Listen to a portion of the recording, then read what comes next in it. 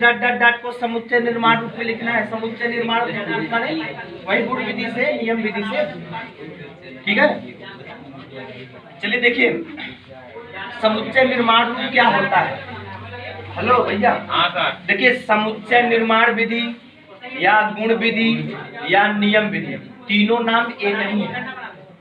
एक ही विधि को हम तीन नामों से जानते हैं ना, तो क्या होता है आइए देखते हैं। ठीक है, तो यदि किसी समुच्चय के सभी अवयवों के गुणों का वर्णन करके, माने उसका विशेषता क्या है, उस समुच्चय के सभी अवयवों की विशेषता क्या गुण रखते हैं। ठीक है, जब उनके गुणों को पकड़ेंगे हम और उन गुणों का वर्णन हम करेंगे। ठीक है, गुणों को बता करके हम मझले कोष्ठक के अंदर लिखते हैं उसको। कैसे लिखते हैं? मझले कोष्ठक के, उनके गुणों का वर्णन करके हम उन सभी अवयवों को कहाँ लिखेंगे? मझले कोष्ठक के अंदर। ठीक है, किस तरह लिखेंगे मैंने बताया है उस वीडियो में। यक्स सच दैट यक्स लिखेंगे। हर गुण विधि से लिखने से पहला आपका यही होगा, यक्स सच दैट यक्स।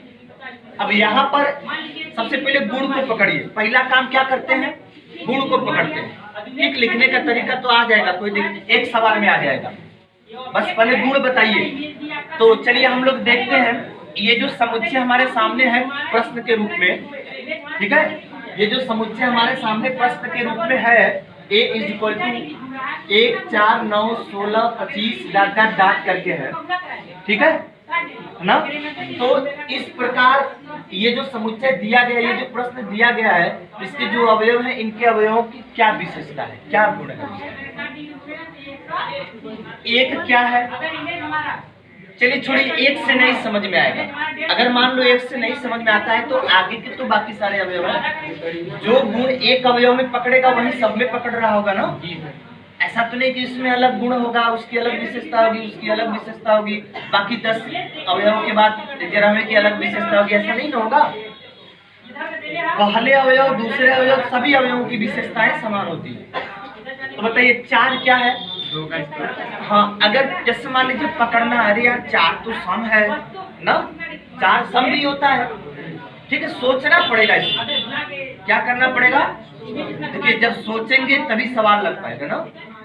हमारे तो दिमाग में 2 चीजें चल रही हैं। पहली बात कि 4 एक सम संख्या भी है और 4 जो है वो स्क्वायर भी होता है। तो दोनों में से अब कौन गुण पकड़ रहा है? तो इससे अगर नहीं समझ में आ रहा है तो आगे के नंबर पे चलिए। हम देख रहे हैं कि 4 16 आगे ऐसे बहुत सारे आएंगे। ये सब तो सम संख्याएं हैं, सम संख्याओं के साथ साथ स्क्वायर भी है ना। लेकिन इसी में 1 9 25 ये सब तो सम नहीं है, यानी सम वाला गुण नहीं है इसमें। ठीक है, लेकिन 1 9 25 ये सब क्या है? स्क्वायर है, माने सभी अवयवों पर स्क्वायर का गुण लागू हो रहा है। ठीक है, वर्ग का गुण सभी अवयवों पे लागू हो रहा है। तो 1 क्या है? 1 का स्क्वायर 4 क्या है? 2 का स्क्वायर 9 क्या है? हाँ 1 2 3 का स्क्वायर 16 क्या है?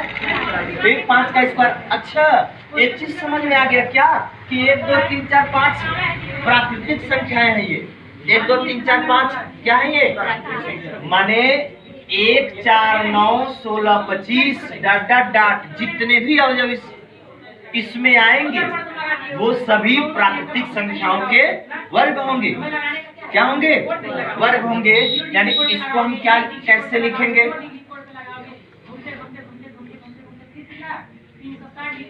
इसको हम लोग कैसे लिखेंगे? लिखेंगे इसलिए a इज इक्वल टू, देखिए लिखने का तरीका क्या है, शुरुआत कहाँ से करते हैं ना, शुरुआत करेंगे यक्स सच दैट यक्स। ठीक है, यक्स क्या है? वही अवयव, तो वो क्या है? अवयव का गुण क्या है? स्क्वायर है, वर्ग है। लेकिन किसका वर्ग है? प्राकृतिक संख्याओं का। तो लिखेंगे x such that x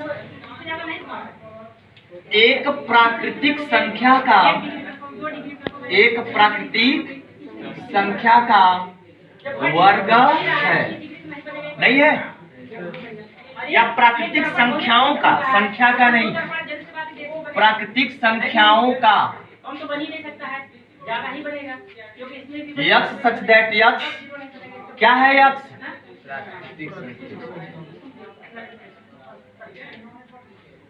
x such that x प्राकृतिक संख्याओं का यहाँ एक चीज और बीच में जोड़ सकते हैं, यक्स सच दैट यक्स, जहां यक्स ऐसे भी लिख सकते हैं ना, अगर यहाँ पे और इसको अच्छा सब और इसको सुंदर बनाना चाहे भाषा को, क्या लिख सकते हैं, जहां यक्स प्राकृतिक संख्याओं का वर्ग है। यक्स माने क्या, अवयव ना, समझ में आई बात कि नहीं। तो इस तरह से हम क्या करेंगे, किसी भी समुच्चय को, किसी भी समुच्चय को जो कि रोस्टर विधि से लिखा गया हो, उसको अगर गुण विधि से लिखना हो तो हम इसी चीज का प्रयोग करेंगे ना, इसी तरह लिखेंगे हम उसको, ठीक है, कोई दिक्कत नहीं ना है। चलिए आगे चलते हैं, एग्जाम्पल नंबर 4 है, ठीक है, कर लीजिएगा देख के। एग्जाम्पल नंबर 5 वो भी कर लीजिएगा।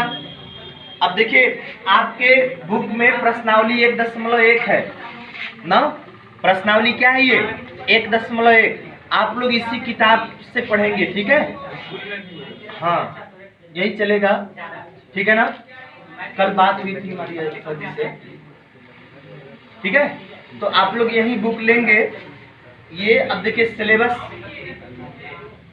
जो मतलब पहले का जो सिलेबस था पिछले साल का कक्षा 11 का, जब कोरोना महामारी नहीं फैली थी, ये ऐसी महामारी आ गई है कि जिसमें जो है कि बहुत दिक्कतें हो रही हैं, तो समय भी कम बचा है, उसी में पूरा जैसे पिछला सिलेबस रहता तो कैसे खत्म होगा, ठीक है ना।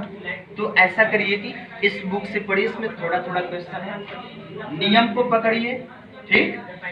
अब जो भी डिस्टर्बेंस चल रहा है इस समय पढ़ाई में, उसको वो तो हम रोक नहीं सकते, हम लोग कि रोक सकते हैं तब, तो अगर रोक नहीं सकते लेकिन कुछ सुधार तो किया जा सकता है ना, तो हम लोग इसी बुक से पढ़ेंगे, ठीक है। हाँ ये जो है कि वो एनसीईआरटी है बुक सरकारी वाला, आप दुकान पे जाके मांगे कि सरकारी एनसीईआरटी दीजिए तो दे देगा। ये रॉयल्टी पेड बुक है। रॉयल्टी का मतलब समझते हैं, रॉयल्टी का मतलब कि कोई काम करिए एक बार, उसका पैसा मिले पीढ़ी दर पीढ़ी, बार बार आप रहे न रहे इस दुनिया में। जैसे आप कोई कैसा ऐसा काम, रॉयल्टी यहाँ भारत में केवल 3 लोगों को मिलती है, या तो किसी लेखक को मिलेगी, या तो किसी वैज्ञानिक को मिलेगी, या तो किसी कवि गायक को मिलेगी, गायक। जैसे लता मंगेशकर जी हैं, उन्होंने वीडियो बंद कर दो।